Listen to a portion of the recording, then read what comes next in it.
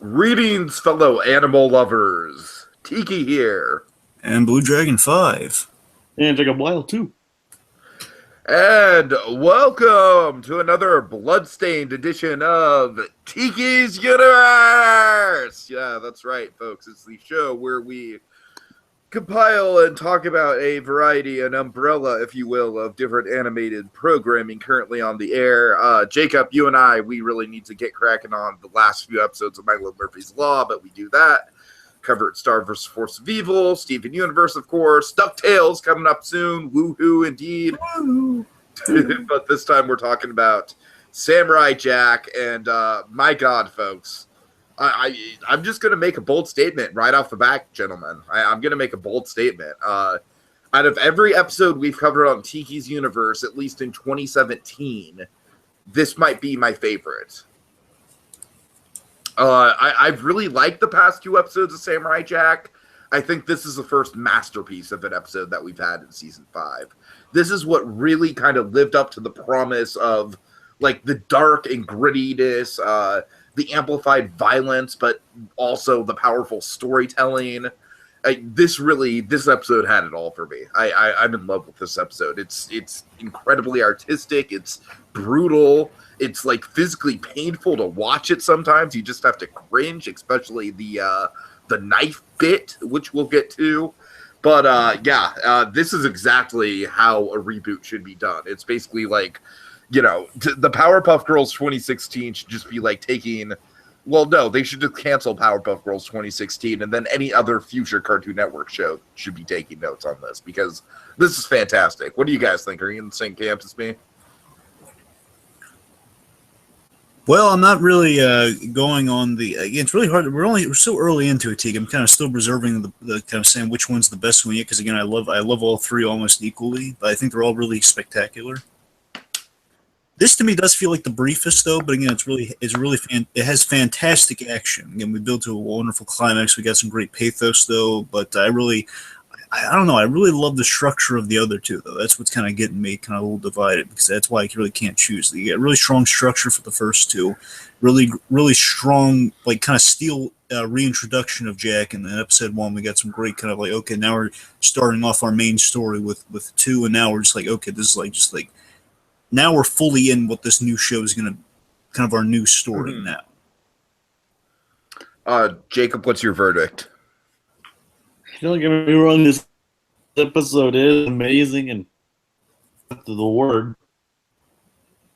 I honestly have to, like, don't get me wrong, this doesn't take saying much, but it's kind of the weakest one for me. Don't get me wrong, it's like very visceral, very great, and very great at everything it does. It's like the other two is such good pacing to them, and such, and everything is like the other ones just seem like they're more fleshed out and overall better than this one, in my opinion. All right, I can respect that. Like I said, that's not saying much. I mean, it's like it's like how do you compare? It's like comparing two flawless diamonds to each other. It's like comparing Breaking Bad episodes. I stand by what I said. Yes. Right. Well, I guess let me explain kind of my view on this episode and why I'm really glowing on it. It's interesting that you guys mentioned pacing, because, yeah, it's definitely not as fast-paced as the other two episodes have been, but honestly, that's what really sold this episode for me, was the slow pace, the methodical pace that this episode has. We see Jack floating the river and just, like bleeding out and barely like clinging on, like the log he's clinging to is. There's a lot of symbolism and metaphors in this episode, which is another reason why I really like it. But, it's almost like he's clinging onto life by clinging onto the log. I don't know.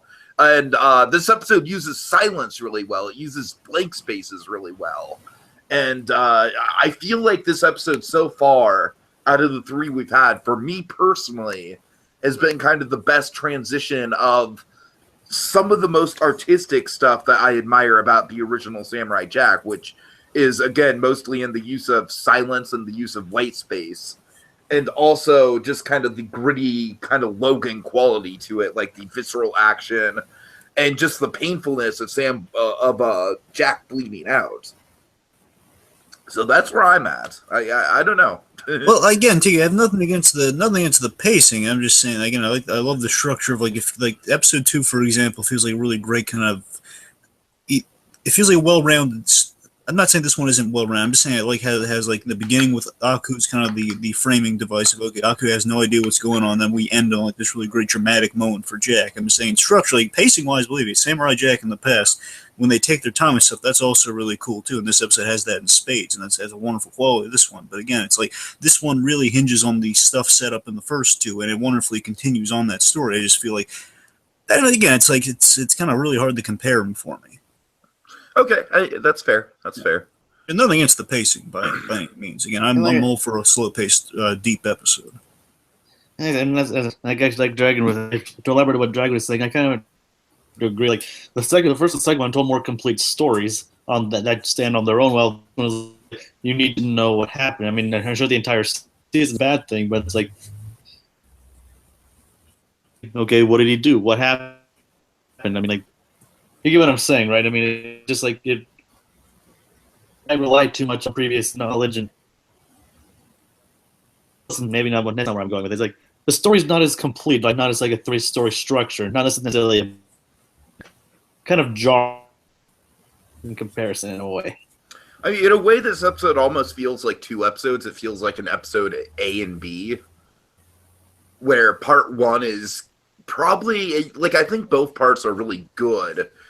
But I think I actually kind of prefer part 1, which is just Jack in the aftermath of the fight, bleeding out. And I respect what you guys are saying, that it's not really a full story, but we do get a lot of good character moments for Jack and that stuff.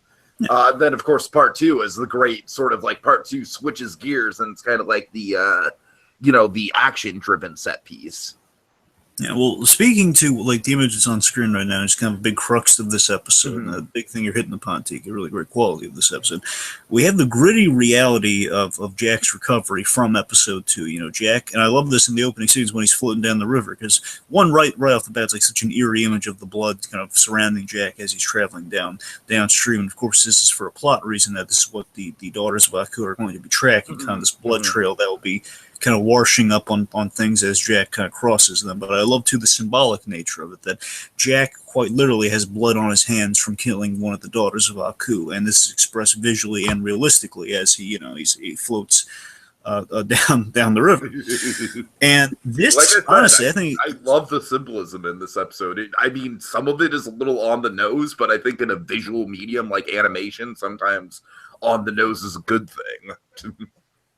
Yeah, I mean, Jack is at his most hurt and vulnerable, at least that I've seen him. Because think of it, not just in terms of he's been stabbed and he's been scratched to pieces and he's got into a fight and everything. Not just that, but he's vulnerable in the sense of we noticed like at the end they pulled off this kind of awesome escape with the tuning sword, and he loses it when he falls into the water, understandably. So he's without sword or any of his future tech. So he doesn't have his sword. He doesn't have any of the future technology, which includes like the tuning sword. All he has, and I love this, is the representation of the old world of what he is with the wolf. The wolf essentially is kind of representation of kind of what Jack is. And also, I heard this somewhere. I'm not sure how true this is, but I think in the Samurai Jack, basically, it's like the wolf. This wolf in particular is like one of the only like non-futuristic animals. So it's kind of very representative of where Jack's coming from, not only in look, but also just in terms of it's not like all kind of spliced and futurized somehow.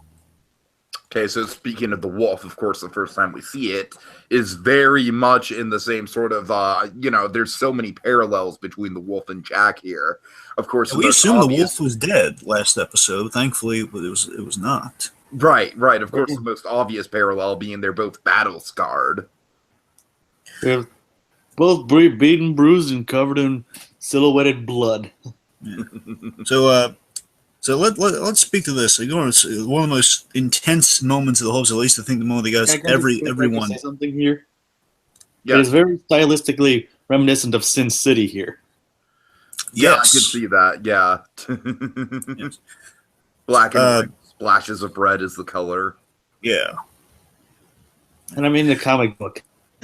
Yeah, true. It's Yeah. also in the pulling it from the comic with the single, like sometimes Goldie's hair was gold, and it's like single Mhm. colors within thing. Red being a prominent one because red, passion, blood, death, Of and all. course, yellow.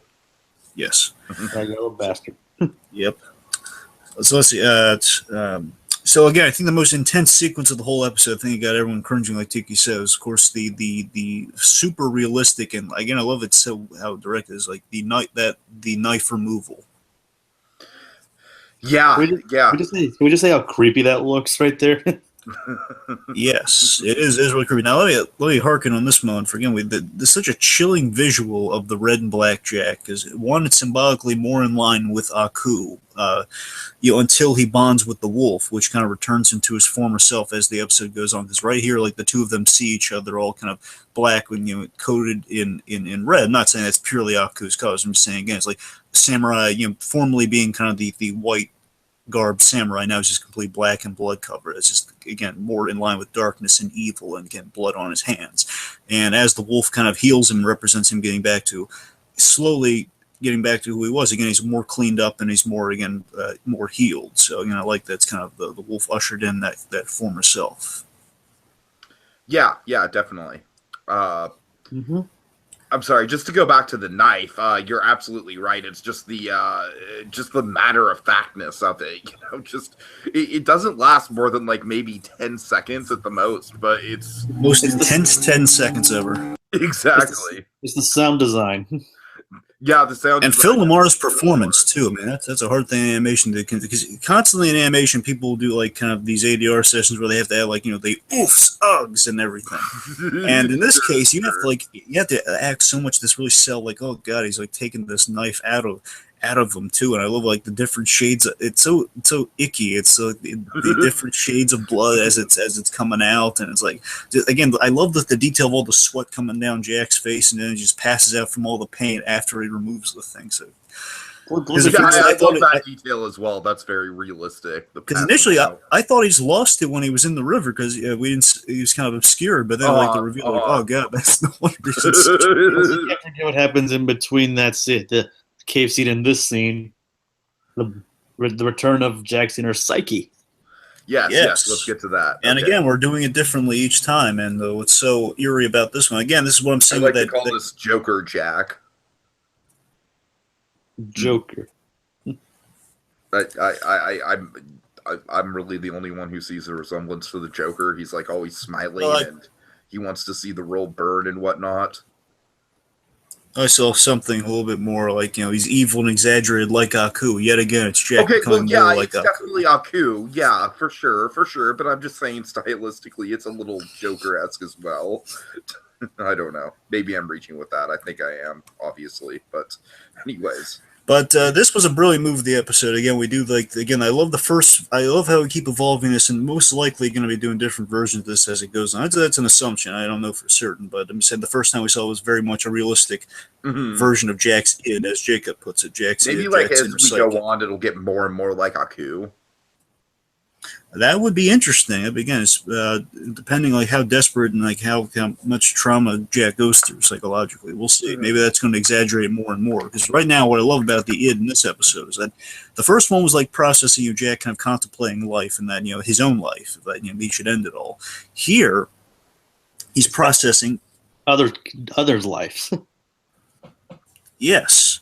He's processing taking his first human life, which is a big deal for Jack. And sure. The creepiness of the line. Sure, we've had mountains of robot corpses. Which I love that because it's basically like, yeah, we know that's how we got away with the violence in the early days, but this version of Samurai Jack's kicking it up a notch. Oh yeah. And what's really cool about this is he's processing very realistically he will have to kill others. It's basically what the id is putting forward to Jack is a really smart, interesting question of, as much as we love Jack, as much as again from the past has always been pretty clear cut of, okay, Jack's our good guy, and even better, he's a samurai wielding a sword, and he can cut through whatever he likes because it's all robots. Right. No iffy moral ground there. It's all the kids will go home happy with smiles on their faces. But in this, very, very straightforward question that his is putting forward to him is, basically he has a choice to make, die or move forward from this. So again, the id's not exactly just casting doom and everything on him. He's raising the question, well, if you're going to be haunted by this, you're going to die. They're going to find you and they're going to kill you if you're going to hesitate in killing them. And again, the other option would be to move forward, kill them, and accept that. And I love that right off the bat. He's not just making a decision there, but as he flashes back to his father in really impactful moments, how the flashback things tie into this. Basically, they usher him into making that choice. Mm-hmm. And his psyche really seems to want Jack to die, because the first one he's like, "Don't you want to end it?" And then this one was like, "If you want, unless that's what you want." Which is something we very much talked about in episode 2. This whole idea of like maybe Jack just, go ahead, Jacob. I'm sorry. It's like his psyche wants him to die. Yeah, I mean, Jack does want to die. It's been so long. It's 50 years of failure. I'm not getting any closer. He wants to end it. Yeah. But Jack himself is like he's powering over his own inner psyche and his own inner demons to overcome the thoughts of suicide. Yeah. And now this was an element that I've mentioned in the other 2 episodes, that usually we start the episodes off with like an element that is very reminiscent of how the first 4 seasons of Samurai Jack were. We kind of have an opening sequence very representative of kind of the basics for Jack. We have an Aku scene, and in the first one, we have Jack kind of pulling a chain. He goes into a small town, he helps out, and he moves on. So here, like the old show Tiki, I'm not sure how familiar you are with this element, but we would have flashbacks to young Jack and his parents. Not always just his parents, usually a flashback involving young Jack, and of course there are very famous episodes. Like, Jake, what's the episode about Jack's father? Which one? The one about Jack's father, the origin of Aku. Birth of Evil. There we go. Birth of Evil. Jack's father's always had an importance in the flashbacks as well, because again, that's where the origin of the sword is. His father had that, so on and so forth. One is, like the old show, we're seeing a flashback to Jack's past, and we're learning a lesson from it. But the fun twist is that now with kind of the 14/MA rating, because I think technically it's an MA rating, but I think sometimes it's credited as a 14 rating. I'm not sure. It's we get more brutality with it, more realistic brutality to accentuate the lesson that Jack's learning. And I absolutely love how Jack mirrors his father's Bushido warning, basically the Bushido Samurai Code, which is basically Cliff Notes version of it. It's like, be honorable, help out other people, just basically make sure you do everything honorable. Yes. Basically give your opponents fair warning, but don't seek out a fight, only fight in self-defense, that sort of stuff. Just make sure you say, hey, look, guys, you can go home now. The honorable way to go. Mm-hmm. Which is what his father does here. One of my favorite moments of the episode is later on when he basically offers this choice to the daughters of Aku, showing that he's honoring his father by honoring the Bushido Code. And like I said, this is definitely a strength of the episode for me. I mean, you guys don't have to agree with me that it's the best episode of the season. I mean, fair is fair, but I love all these visual cues and callbacks, and for me, it's just all very well put together. It's just, like I said, the symbolism of it all. And I also like how the crazy Jack is in a way he's almost kind of like the trickster character more so than pure evil at this point, because he really is in kind of like a scary and nefarious kind of way, nudging Jack along to the point where he gets to the mindset he needs to be at by the end of the episode. Yeah. And by the way, in that flashback, I think the line that's really great that the advice that his father has, again, the show, this episode is predominantly without dialogue, except really for what Jack's father says. What you do, basically, I forget the first part of it. It goes to the actions that basically whatever you do, you make choices, and then he says, the actions that follow are a reflection of who you are, and you cannot hide from yourself. Mm-hmm. Which basically is like the message is, accept who you are and accept your choices. You got to live with those choices. You got to make them work for you, which essentially ushers Jack to this realization that basically, yes, I'm going. Basically, I'll be a killer, but I won't be a murderer. again, I won't seek out to kill people, but if I have to kill, I Sure, won't make any apologies for it. And I'll accept that. I won't take any joy from it. Again, Bushido's code is as long as you do everything you can not to get into a fight, then you get into a fight. Well, again, you're covered. A lot of kind of like a Jedi-esque mentality there. Yeah. Okay. So let's see. We want to talk about the Daughters of Aku because again, that basically after let's right before the Daughters of Aku, let's just talk about the warm, tender moment of the episode. Yeah. A brief moment of levity. All this death and like Jack's father slits a few bandits' throats and the blood splashes his face and then later on he's cleaning the blood from his son's eyes. No, we have these heart tugging moments between Wolf and Jack. Yeah. But what's great about this, and what I really two warriors wounded by forces that should have easily decimated them found each other in peace.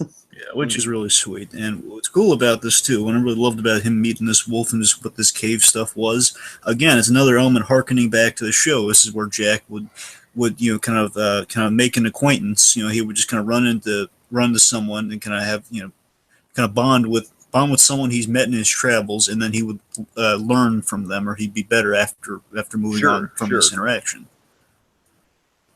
I'm just saying, again, the wolf nurtured his wounds and kind of has reminded him of who he is. So it's kind of, it made him better for having, kind of bonding with, basically always bonding with a stranger. It's kind of the recurring thing of Jack, which leads to his victory at the end of the day, which without meeting this wolf, other than dying, he wouldn't have gone through his arc to kill the Daughters of Aku. Uh-huh. Yeah, very good stuff. At least the majority of them. Okay, let me close these tabs here, and then we can get to the daughters. I'm sorry, Jacob, do you have anything else to add about the wolf? No, I was just gonna say I like the whole scene of them crying together and even them sharing the meal and burping together. Yeah, which is, I feel like that was a perfect bit of like levity and comedy in the episode. It doesn't really feel out of place. It's like, all right, you get one. You know what I mean? It's like, okay, I can accept that. I just wanted to point that out. I just thought that was pretty funny. Yeah. Okay, so let's get to as much levity as we can. Yeah. And the daughters, of course, are like the opposite of levity, so.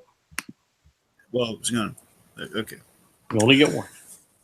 Right. So, Daughters of Aku, they love.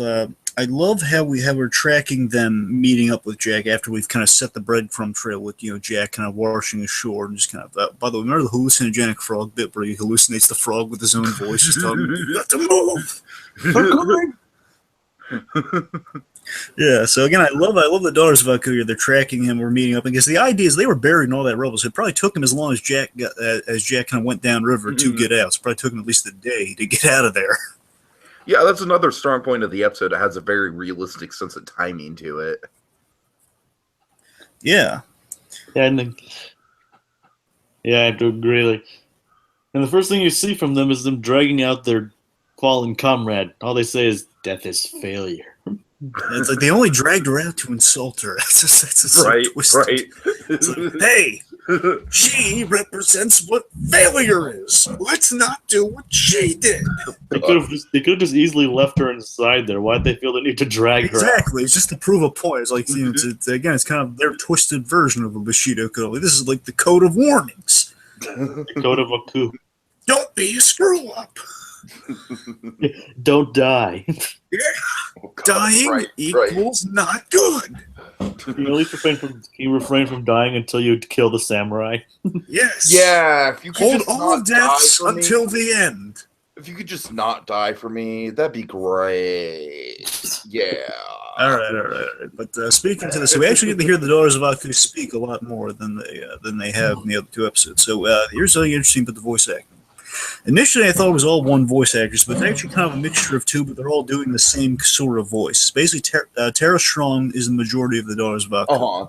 And Kari Walgreen also does two of them here and there, and they're all just going for like kind of this creepy kind of. Basically, it's like imagine the same voice, but it's like this. It's like this. It feels like this. They're going for like one singular voice because again, they are representative of one with the mask. They're all supposed to be kind of the same, serving the same purpose to kill the samurai. Kind of sounds like a cult thing. I mean, it is, absolutely, it absolutely is. Yeah. As I'm saying, they're all representing one person, so it's the same voice they're going for, but in various different ranges. Of like one's like a little bit more like kind of quiet, one's a little bit more like kind of like cutting, you know. And the other way to identify them later on in battle would be by their weaponry, which, by the way, goes as follows. We have the of course the one that died had the knives. Mm-hmm. Just one second, I have it here. Here we go. So one has the bat, you know, the spiked bat. One has the chain hook thing, I like to call it. You know, that thing that the lead one's carrying there on the chain with the Yeah. You know, the kind of the chain hook, the chain star. We have the size. We got spears. We got a spear, and then we have the twin swords. Kind of the two like kind of very short swords. That's holding there. And can we address something over? I think we skipped over a rather important scene earlier. What do we skip over? I think unless you guys are about to get to it, so excuse that statement. Yeah, I was just listing off the weapons. Oh, yes. So, the deer. Thanks for bringing that up. So, I love the diluted misconceptions of Aku. It gives you a little sympathy for them. They don't even know what a deer is. They think like a deer with horns is represented. Yes. I love that. Uh-huh. And again, they're building sympathy for these girls who they've been raised to just, you know, kill the samurai and just think everything in the land that is beautiful is Aku's, but they have no idea what that even means. Yeah, when the deer actually start nuzzling each other, they're like, "What is this? I don't know, but I don't like it." It's like, again, building some sympathy. Yeah, thanks for bringing that up, Jacob. That was a really well done moment. Very subtle. It's like they've been raised in this pure darkness that they don't even comprehend what love and compassion is. Mm-hmm. Again, I think the cosmic gag of it all is that the daughters of Aku are far more evil than the actual Aku, and Aku doesn't even know who they are. I think that is the gag. Yeah. And again, I think they're just Aku find. Oh, I have a colt. I will now go after the samurai. like if the second episode's indications, like he like a long time ago he stopped even caring about killing him. Like he was just hoping he would eventually die. Basically, yeah. Like I was like thinking about I was gonna have like a life of golfing, but I can't do that now. I was going to golf with Howard Hamlin, but now I must reschedule. You read my mind there, Dragon. You read my mind. Now I must reschedule my plans because of the samurai. Gladys, reschedule my appointment. Anyway, sorry. If that's any indication, like he doesn't even care anymore. Like he's just as affably evil as he ever was. I mean, sure, he can still be threatening, and he probably did do his fair share, but he never like actively hunted anybody like this before. Mm-hmm. Nope. At least not how we've seen. So, but with this new series, who knows? But that kind of reminds me of something else. We actually got to see more of that glowing green figure on the horse. Yes. And again, I think that's going to be our big boss of the season. It's going to be Jack's going to have to fight that thing to get home. You don't think it might be like in his mind? Because that's kind of what I'm picking up on. Yeah, because if it's directly after him, it could have probably easily gone. Yeah, that's what I was kind of. Well, no, I mean in the scene, it's in his mind. I'm just saying like he's going to meet the actual. Oh, okay, I see what you're saying. Yeah. Yeah, I don't mean it's like actually there. I'm just saying. Right. I mean, you're right. It is in his mind. I think I'm sorry. Yeah. Yeah. But yeah, it's still haunting. So again, I think that's that fight. The fight with that guy had to be the reason he lost the sword. I'm convinced.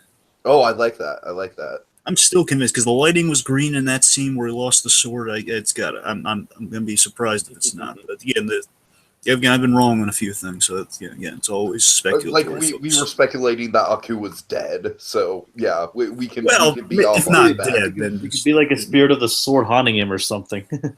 Who knows? Right. I'm just going to throw out any random theories here. So let's see. You guys want to go to the big climax? It's kind of like the last big thing to talk about. Sure. This is my favorite shot in the episode.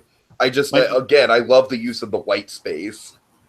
My favorite shot is actually the one that follows it. The one where it's spinning around and they reach where they just each come out and the snow hits their bodies and that's all you see is. Mm-hmm. I mean, that shot very much encompasses. I feel like that shot and this shot are very similar. Like just the use of white space in general through this fight is really impressive. Yeah. So I mean, as much as I love the whole Scaramouche fight. This one, I think this one does take the cake though for like most impressive kind of action sequence. I mean, the Scaramouche one was definitely the most fun, but yeah, it's definitely the most fun. This is like the most visually impressive because I love how Jack I love how it builds to kind of this thing where, again, Jack gives him the fair warning, gives him the honorable warning, gives him, it echoes exactly what his father said in that flashback, which dazzles me. And in a way, he's kind of trying to impart wisdom on them. In a way, it's like imparting wisdom on his opponent at the same time. It's because he says, your destiny is then. And of course, they just they spurn that. And then because Jack, again, representative Jack kind of easing back into being in the white robes, he's surrounded in white in this scene. He has the element of surprise. And they're sticking out like sore thumbs, and he just appears and he just takes one out instantly, and it's like, he's just killing him off because again, he's made peace with. He'll be a killer, just not a murderer. Mm-hmm. And it's like there's so many great action bits to go over. Let's just go over one of the visuals we do have with us here. Yeah. This is really cool, man. Just kind of like either the remaining three or remaining number of them just kind of form this kind of like multi-weaponed unstoppable force thing. I'm pretty sure it's the remaining three. I mean, yeah, I forget if there were a few on the side, but I think you're right. The remaining three, and they chased them to the giant wood thing at the giant tree branch. Mm-hmm. Yeah, it's kind of cool. It's kind of the classic. Everyone just kind of combines into a kind of thing with multiple weapons. Like not exactly like a Voltron thing, but more of like kind of a just like they're all. It's kind of like imagine the most dangerous game of chicken ever. Mm-hmm. Yeah. Let's see. So in the whiteout snowstorm setting is just it's perfect. We have some Jack doing some really great lethal moves too, like just the neck snapping punch. This first one he just throws, which it does kind of bug me when he uses that. It does kind of bug me that he just when he kicks the first one before he throws her off. You see some blood coming out of the mask. I think because at first I thought, oh my god, he snapped her neck with one kick, but he does that for the next. So that's like the only minuscule gripe I have with the episode. I wish they could have saved that for the second one. Yeah, it's the only thing because it makes me think instant death, but no, he just threw her off. It's hilarious. I just kind of threw her off, and that one might be alive, folks, or just survive to make a point next episode. I cast thee out.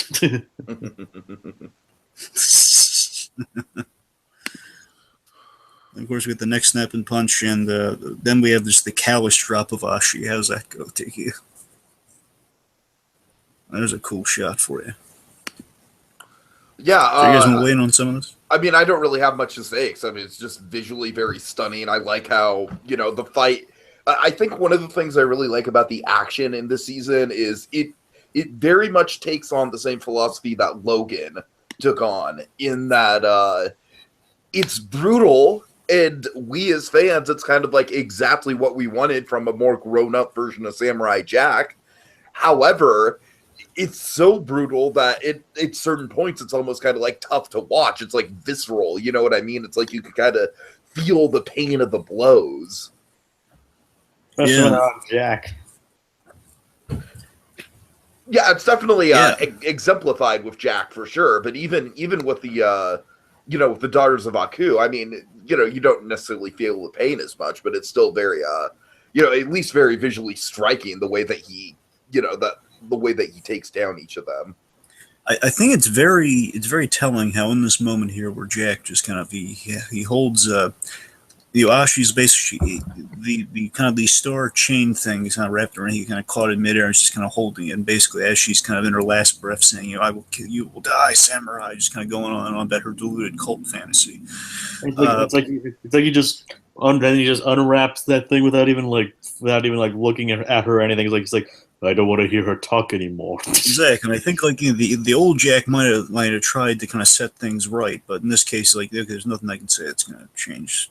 Changes, so he just kind of so callously just kind of removes the thing and drops her, and then she falls to her quote unquote death. Yes, but I think given the fact that she has a kind of memorable face and a name, I don't think she's quite gone yet. But that's just me. As I pointed out to you guys, I think it kind of relates to that. At the end, Jack does also fall, but like I said, this is the third episode. That means there's 7 more episodes after this. I mean, if Jack survives a fall from that height, then and so then basically it gives us reason to believe that Ashi can too. I'll bet you again when we just to piggyback off of Jacob's throwing out there. I'll bet you we see because two daughters of Aku were alive when they fell. I'm going to bet you one is just Ashi wakes up, sees one dead, and then she's the last one left. Mm-hmm. Okay, so yeah, the episode ends on a great cliffhanger. If we've learned anything, folks, if we can take one cliffhanger, folks, if we can take one important lesson away from this episode, let's contemplate our bittersweet victories off of the branches overlooking infinite heights. if we can take away one important little PSA, let's after we defeat our foes, and it's a big thing because again, Jack he's living with it as his father put out for him. See, it's him imparting the lesson. He's living with the choices he's made. That's good, Jack. That's really good character building. Just take a deep breath. That's really nice. But Jack, you may want to take a few steps off the precipice and onto the solid ground before you do that. Yeah. Just baby steps. He's getting there. He's little. It's been 50 years, folks. He's a little groggy, so he'll be fine. Okay, so I guess that leads us to Spectre. And then as I played out, then it cuts to the outro, the usual "gotta get back," which never ceases to be awesome. Never ceases. Doesn't it? Always is awesome, but it just like I said, it's kind of jarring from the rest of the episode. Just suddenly, he's falling. Gotta get back to the past. No, I want more. I just think it's kind of jarring from the rest of the episode. Right. I can hear that. Yeah. I need to feed my nostalgic gluttony, please. I mean, not that it's not awesome or anything. I'm not denying that. Yeah. But I'm just saying, from the rest of it, just suddenly see that it's like, okay. Yeah. Okay, so it's just speculation. So next episode is 90. Stuff to say now. Yay! Well, I was going over the episode numbers, all the Roman numerals and stuff. So it's kind of interesting that we're going to have 100. The last episode will be 101. Dalmatians. I'm sorry. Yeah. That movie's on my mind because I watched it at the museum yesterday. Go ahead. Well, so much for what does that mean? Just Dalmatians reference. Okay. So, next episode is, I believe, 95, because, we started with 92. Mm-hmm. So now the next episode is going to be 95, and where we find Jack in the promo is he's in this sort of, basically he's in kind of again, we're doing classic Jack stuff here as we're moving forward with our story. I think, again, the journey of Jack is getting he and Aku back to their classic kind of, roles where Jackson kind of a stylistic misadventure. It's going to eventually get Jack back to basics. He's in a wacky costume. He's in a precarious situation. It's okay, I just got to do this. Again, it's like Jack getting his groove back essentially. Okay, I'm back on a weird adventure, which I think again baby steps through the episodes. We're gonna get this, and eventually get the Scotsman, and then we'll get him versus Aku.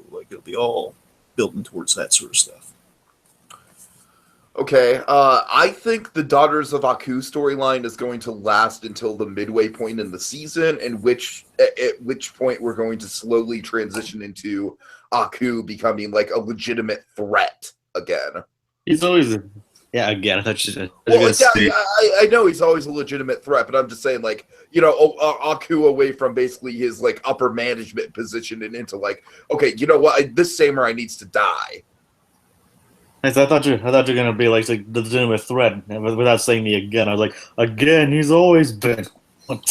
Yeah, but you know what I'm saying, right? It's I think. No, I actually think maybe. Go ahead. I said, yeah, I get what you're saying now, but I was just saying if you didn't add the again, I would have been I have some words for you. Okay. So, and my dad is reacting very loudly to The Walking Dead right now, so I'm sorry if you can hear that. But something we should perhaps mention, something's been kind of been thrown out there, especially by Mr. Tarkovsky. There was an episode of Samurai Jack of course, there's been a lot of episodes of Samurai Jack, so maybe I should be more specific. There was an episode in season 3 of Samurai Jack called. It was the Time Traveling Monsters, the Time Traveling Jack versus the Time Traveling Beast. I can't quite. Jacob, you got a name on it? Is it the one with the Guardian? Yes, the one with the Guardian. I'm building towards it's called Jack and the Traveling Creatures. Yes, Jack and the Traveling Creatures. Thank you. Which introduces this character called the Guardian. The Guardian guards the last known time portal, whether that was basically after, even though Aku believes he has eradicated all the methods of time travel and getting back home for Jack, there's one that he is not, and still most likely not privy to. Which means if Aku finds out this thing's still around, I'm sure he's going to want to stop it. And I think that's what's going to get Aku back into the story. I can see that. Okay. I also think maybe. Aku, go ahead. I'm sorry. I'm saying, because Aku, once he's like reinvested in the story, then he finds out, what could the samurai be going to? Oh, a time portal! How? And he's going to keep going. Find out. This is just an off-shot guess, but like maybe Aku is going to take the. I don't know though. It's like I was going to say he might take the deaths of the daughters of Aku personally, but then again, he doesn't even know of the daughters of Aku as far as we know. So it's It'd be kind of funny if he found out about them after they're all dead. I just think he would be tremendously flattered. I don't think he'd be like impassioned or anything, like one vengeance thing. Well, that's nice. It'd be kind of funny if he found out about them after they're dead. Like what? I called with them and they're all dead. Oh, they're useless. Oh, that would be hysterical. Now, something real quick with the Guardian thing I wanted to mention is that, of course, sorry. Go ahead. The reason I bring up the Guardian thing, and it's believed recently it's been said that people have been asking about, is the Tiki. I'm not sure if I would recommend you rewatch it at some point, Tiki. But basically, the crux of the Guardian, the reason the Guardian has always been talked about, and the reason like everyone's probably asked Tarkovsky about this, and he confirmed that they would pay it off somehow, is that he hasn't said how, of course, could that be giving too much away. Basically, the Guardian story. Basically, there's this really cool. He's inspired by Morpheus from The Matrix, his character, in design. He's like basically a big blue version of Morpheus. Okay. And he's like a huge, formidable opponent. The only guy who's ever really, truly defeated Jack, honestly. And he very honorably asked if he can use the portal. The guy says, no, there's only one person who's been prophesized to use this portal, and it's not you. He gets into a fight with him, and basically he realizes the portal communicates to him, no, it is him, but he's not ready yet. So Jack was knocked unconscious before he learned this, and basically we saw like a little glimpse of the future, which I assume after the promotional stuff for this season was released of Jack with the beard and everything, they connected the dots to this image that was seen on the portal of Jack with a beard and a crown and a cape. Basically, Jack became a bearded king. And Jack becoming a bearded king, people are connecting that. Maybe we'll see that unfold this season. Right, okay. But then again, I just want to make this clear. Here I'm coming down on that. So I don't know if we're going to link up with that 100%. I think they could retcon it slightly, basically maybe get rid of the crown, but basically bearded Jack, perhaps. And the horse and the horse and armor was actually kind of similar to the shadowed figure too. That is fair. And again, would be consistent with kind of a kind of regal Jack, kind of a royalty affiliated Jack. Who knows? I mean, and you see what I'm saying though? The thing in the mirror in the time portal actually kind of looks like a non-silhouetted version of the thing that's haunting Jack in this season. I'm not entirely. I mean, I know it's a stretch of saying they kind of look visually similar. Like, I get what you're going for, though. I get. I don't agree, but I get you. I mean, I honestly don't think it is. It's just saying they just look kind of similar. Yeah, sure. But again, I think most likely we're going to do with the Guardian thing, because I think the Guardian thing would be too simple a solution of like, okay, everyone, if any of the diehard samurai. Yeah, I was about to say like that sounds too easy, especially for the tone that this new season is going for. So what I think we're going to do, again, I think just the running thing of the season is Jack becoming more and more like his old self, and like what's the ultimate representation of that? It would be, okay, well, we're going to pick up off a storyline that was established in the original run. Nice. And that'll be kind of like yet again, and think about this, how awesome this could be. Jack's about to go home yet again, and then maybe Aku finds out about it, it's a whole battle, and perhaps that somehow that path is no longer available. And it's like the Jack contemplating the suicide very seriously again, of like, I was this close, my only way of going home, the only one left. I think that could be Jack's ultimate low, perhaps. And just this is a song again. I don't know if it would co-align with the Guardian payoff. This is the last thing a visual idea I had, and I would love to see it happen. But I don't know how feasible it is. But I would love it because I've always said be great if, like, in the future he kind of didn't have a physical altercation with Aku, but in the past he did. what if Jack, he's in the white robe and he's gotten the beard trimmed off and he has the hair. Basically, he looks exactly like he did in the past. And what if he just freaked out Aku so much? Like Aku threw everything he could at him, and he just walks looking exactly like he did, 50 years ago. And Aku just kind of basically. What if it was like? What if they do like a mirror image of the very first episode, except Jack wins this time? Maybe, and basically Aku offers to send them back. Again, I'm not entirely sure. I'm just saying, like, what if like just Aku was so freaked out by Jack returning, looking like he did? It's like, oh my god, he doesn't age, and he's back to, he's still as strong as he ever was. Basically, Aku kind of defeats himself by returning him out of fear or something. Oh, I like that. I just would love it if they kind of subverted the expectation that in the future that almost kind of reminds me of like a Doctor Strange style ending.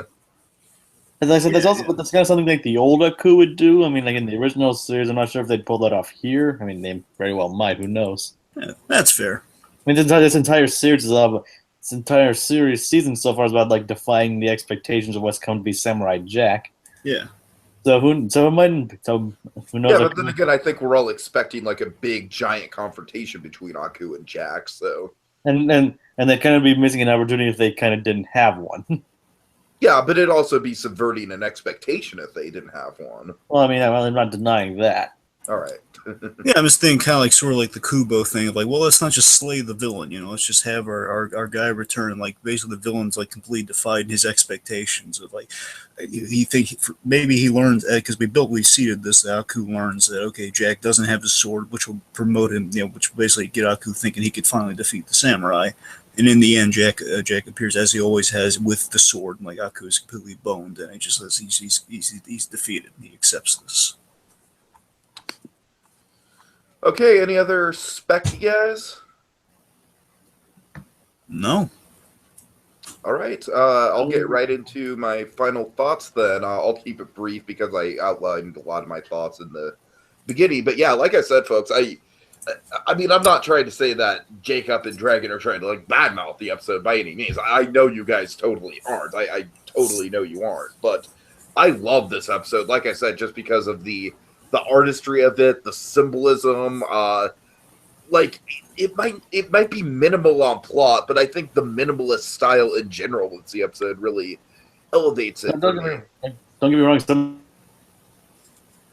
are just basically entirely minimalist in style. It's just that complete as the other two this season. No, I know, Jacob, and you're welcome to your opinion. I know. It's fine. I'm just saying, for me personally, it really worked. That's all I got to say.